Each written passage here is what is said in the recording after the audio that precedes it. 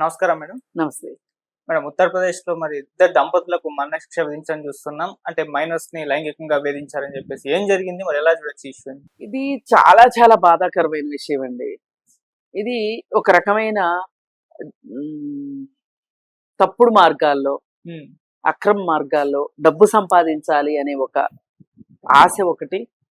రెండోది ఒక anti social personalities అంటారు వీటిని. హ్మ్.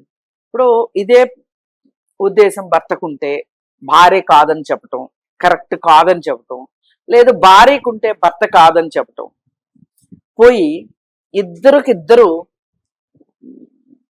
ఒక టీం వర్క్ లాగా చేసి ఇంతమంది పిల్లల్ని, దాదాపు 30 మంది పిల్లల్ని ఈ విధంగా హింసించారు, వేధించారు అంటే, పైగా అదే కాకుండా దాన్ని మళ్ళీ డార్క్ వెబ్ కి అమ్మారు. అమ్మటం కోసమే చేశారు ఇదంతా. ప్లస్ ఫస్ట్ వీళ్ళకి దీనికి సంబంధించి ఒక ప్లెజర్ కావచ్చు, కేవలం ప్లెజర్ తోనే చేయడం కాకుండా దీన్ని అమ్మారు కాబట్టి వీళ్ళకి ఒక వ్యాపార ఉద్దేశం ఉంది అనేది అర్థమైంది మనకి. అవును. ఇప్పుడు కేవలం చాక్లెట్ లాస్ చూపి వీళ్ళు ఇలా వేధించారు అంటే ఒక వరకు క్షమించే విషయం కాదు, అంగీకరించే విషయం కాదు. అంటే ఈ నేరం ఒక స్థాయిలో ఉంది అని అర్థం. మళ్ళీ వీటిని డార్క్ వెబ్ కి అమ్మారు అంటే నేరం స్థాయి ఎంత ఉంది? ఆ వెయిటేజ్ ఏంటి అసలు? ఎంత దుర్మార్గం. కాకపోతే చిన్న పిల్లల్ని అలా చేయడం ఏంటి? ఆ చేసింది కాకుండా డబ్బులకి అమ్ముకోవడం ఏంటి? ఇది వీళ్ళు దాదాపు 2010 నుంచి 2020 వరకు చేస్తూ ఉన్నారు. 10 సంవత్సరాల పాటు నిరాఘాటంగా చేశారు అంటే అసలు ఈ డార్క్ వెబ్ లో పెట్టిన ఆ వీడియోల్ని చూసి ఆనందించిన వాళ్ళు, వీలైతే అలా చూసి ఆనందించిన వాళ్ళని గనక పట్టుకోగలిగితే వాళ్ళను కూడా శిక్షించాలి. ఓకే, వాళ్ళను కూడా శిక్షిస్తేనే ఇలా నేరాలు అవుతాయి. ఇప్పుడు వీళ్ళు చేశారండి, వీళ్ళు పట్టుకున్నారు, వీళ్ళు అప్లోడ్ చేశారు, వాళ్ళు చూశారు, వీళ్ళగా పట్టుకుంది, చేసిన వాళ్ళు కదా పట్టుకుంది, చూసిన వాళ్ళు ఏం అనలేదు కదా. నేరం చెయ్యడం ఎంత తప్పు, ఆ నేరాన్ని చూసి ఆనందించడం కూడా అంతే తప్పు. ఆ నేరాన్ని సంబంధిత వ్యక్తులకి రిపోర్ట్ చేయకపోవడం కూడా అంతే నేరం. అంటే నువ్వు అది చూస్తున్నారు మీరు అంటే ఆ నేరాన్ని మీరు అంగీకరించినట్టే. అంతే మేడం. ఆ నేరం చేయడానికి మీరు మీ వైపు నుంచి మీ కన్సెంట్ ఇచ్చినట్టే. మరి చేయొచ్చా ఇట్లా? ఎంత దారుణమైన విషయం అసలు ఇది. ఆ 30 మంది పిల్లలు. ఇదేమవుద్దంటే ఇప్పుడు కాస్త పెద్దవాళ్ళని ఏమన్నా ఇట్లాంటివి చేశారనుకోండి, వాళ్ళకి చేయమని కాదు సుమా, వాళ్ళకి పరిస్థితిని అర్థం చేసుకునే వయసు ఉంటుంది కనీసం. నన్ను ఎందుకు ఇలా చేశారు, నేను ఎంతవరకు దీని నుంచి నేను బయటపడాలి, నేను బయటపడటానికి ఏం మార్గం తీసుకోవాలి అనే ఒక అవగాహన అయినా ఉంటది వాళ్ళకి. కానీ పిల్లల విషయంలో ఇలా జరిగినప్పుడు వీళ్ళ భవిష్యత్తులో కూడా ఈ బాధ అనేది ఉంటది వాళ్ళకి. పైగా ఇలాంటి మనస్తత్వం ఉన్నదాన్ని ఫీడోఫిల్స్ అంటారు, ఇట్లా చేసే వాళ్ళని. వీళ్ళు ఏం చేస్తారు అంటే భవిష్యత్తులో వీళ్ళు ఒక కష్టం పడ్డారు కదా, వేరే వాళ్ళు ఇలాంటి కష్టమే అనుభవిస్తే దాన్ని సంతోషపడే మనస్తత్వం వస్తుంది వీళ్ళకి, ఒక ప్లెజర్. ఇప్పుడు చాలా మంది ఇట్లా చేసే వాళ్ళల్లో చిన్నప్పుడు వాళ్ళు ఇట్లాంటివి అనుభవించిన వాళ్ళే అయి ఉంటారు. ఇలా అనుభవించినప్పటికీ కూడా ఇలాంటి అకృత్యాన్ని బాధపడిన వాళ్ళు కూడా అందరూ అవ్వాలని లేదు. మనం మాట్లాడేది ఏంటంటే ఇలాంటి ఇప్పుడు ఇలా చేసే వాళ్ళని కౌన్సిలింగ్ చేసినప్పుడు లేకపోతే విచారించినప్పుడు మనకు వాళ్ళ పాత చరిత్ర వస్తుంది, దాని ఆనవాళ్ళు తెలుస్తాయి.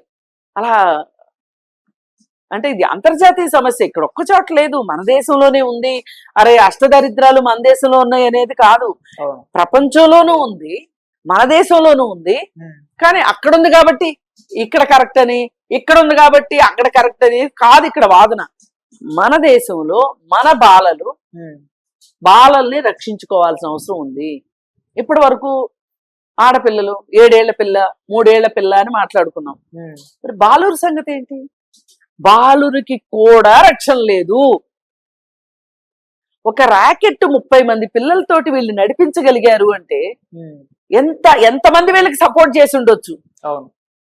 ఇప్పుడు వీళ్ళు డార్క్ వెబ్ లో పెడితే చూసినోళ్లే కాదు, వీళ్ళకి ఎంతమంది సపోర్ట్ చేసి ఉండొచ్చు. ఏ సపోర్టు లేకుండా వీళ్ళు చేయలేరు 10 సంవత్సరాల పాటు.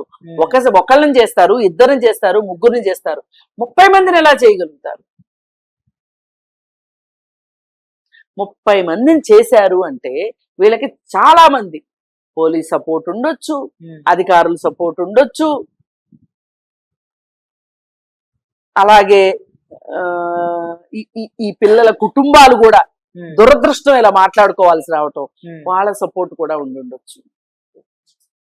అంటే వీళ్ళు అమ్ముతారు, వీళ్ళు కొంటారు మనుషుల్ని. ఇప్పుడు ఈ పిల్లల్ని అమ్ముతున్నారు, అమ్మినట్టే కదా. మళ్ళీ వీళ్ళు కొంటారు కొంతమందిని. ఎవరెవరిని కొంటారు? ఇప్పుడు మనం చెప్పుకునే జాబితా.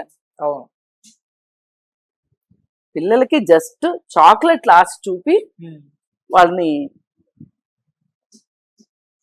మాయ చేసి వాళ్ళకి ఏవో ఫోటోలు చూపిస్తారు.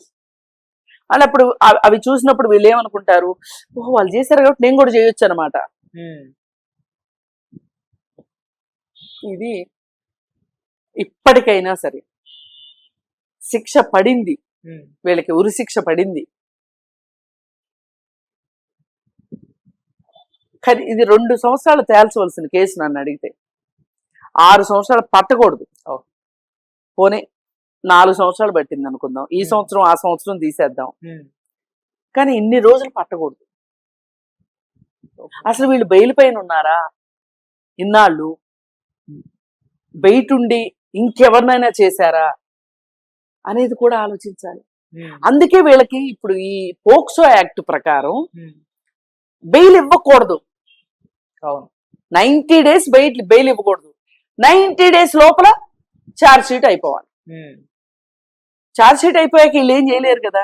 ఇంకా అక్కడ పెట్టింది రూల్ అందుకు 60 రోజులు లేదంటే 90 రోజులు, 2 సంవత్సరాల్లో తేలిపోవాలి. సరే ఇది 30 మంది పిల్లలు అయ్యేసరికి కొంచెం టైం పట్టి ఉండొచ్చు, కానీ ఇంత పెద్ద వ్యవహారాన్ని ఈ మాత్రం ఛేదించింది అంటే సిబిఐ నాకైతే చేతులెత్తి మొక్కాలనిపిస్తుంది. అది వాళ్ళ డ్యూటీ వాళ్ళు చేశారు. కానీ వాళ్ళల్లో కూడా వీళ్ళకి సరెండర్ అయితే ఏమయ్యేది ఈ కేసు? ఇప్పుడు ఢిల్లీకి సంబంధించిన ఇంకొక వ్యక్తిని కూడా అరెస్ట్ చేశారంట. నా ఉద్దేశం ప్రకారం ఈ చూసిన వాళ్ళు నీ కూడా ఎంతమంది దొరికితే అంతమందిని. ఇప్పుడు డార్క్ వెబ్ లో పెట్టారు అంటే వాళ్ళు ఎంతో కొంత వీళ్ళకి డబ్బులు ఇచ్చే ఉంటారు. డబ్బులు ఇవ్వకుండా వీళ్ళు అమ్మరు కదా. వాళ్ళు ఎందుకు పెడతారు? డబ్బులు ఇచ్చి ఎందుకు కొంటారు? వాళ్ళకి చూసే వాళ్ళు ఉంటేనే కదా, సబ్స్క్రైబర్స్ ఉంటేనే కదా. ఆ సైట్లను సబ్స్క్రైబ్ చేసుకున్న వాళ్ళని కూడా ఈ నేరంలో భాగస్వాములు చేస్తే తప్పితే ఇట్లాంటి నేరాలు ఆగవు. అది వచ్చిన రోజునే మనకి ఒక మార్పు వస్తుంది. లేదు అనుకోండి, అంతకుముందు నటారీనో ఎవరో ఒక అతను ఉన్నాడు, అతని ఉన్న ఏరియాలో అతను ఇంకొక అతను ఇద్దరు కలిసి చేశారు. డ్రైనేజ్ లో బోలుడు పుర్రెలు దొరికినాయి, ఎముకలు దొరికినాయి.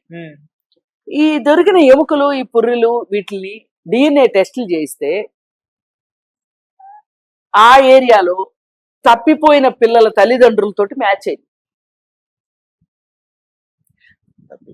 వాళ్ళపైనే నేరం మోపబడింది, కానీ సరైన సాక్ష్యాధారాలు లేవు అని చెప్పి అతన్ని రిలీజ్ చేశారు.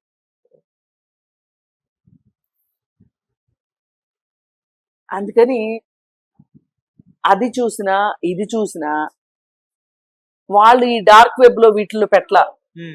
వీళ్ళు డార్క్ వెబ్ లో పెట్టారు కాబట్టి దొరికారు, లేకపోతే దొరికేవాళ్ళు కాదు. నాకు అర్థమైనంతలో వాడు అలా తప్పించుకున్నాడు ఆ నటారి అనేవాడు. ఏదేమైనా ఇట్లాంటి లేకుండా పిల్లలు నిర్భయంగా ఉండే వాతావరణం కావాలి. శ్రీశ్రీ చెప్పినట్టు వాన కురిస్తే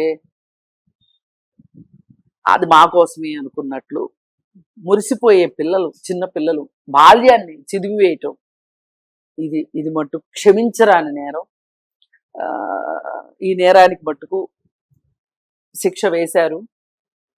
కానీ పూర్తి న్యాయం మట్టుకు నేను మళ్ళీ చెప్తున్నా, ఎవరైతే సబ్స్క్రైబర్స్ ఉన్నారో వాళ్ళని కూడా ఇందులో ఈ నేరంలో భాగస్వాములు చేసి పైగా వాళ్ళని బహిర్గతం చేయాలి సమాజం ముందు. ఈ పలానా వ్యక్తులు ఈ ఐపీ అడ్రస్లో ఈ వీడియోలు చూశారు, ఏం పర్లా, వాళ్ళు ఇక్కడ గోప్యత పాటించాల్సిన అవసరం లేదు. వ్యక్తిగత గోప్యత కుదరదు ఇక్కడ. వీళ్ళు చేసింది నేరాన్ని ప్రోత్సహించారు. వాళ్ళని బహిర్గతం చేస్తేనే ఇట్లాంటి వాడి జోలికి వెళ్ళకుండా ఉంటారు. Right, thank you so much. Thank you.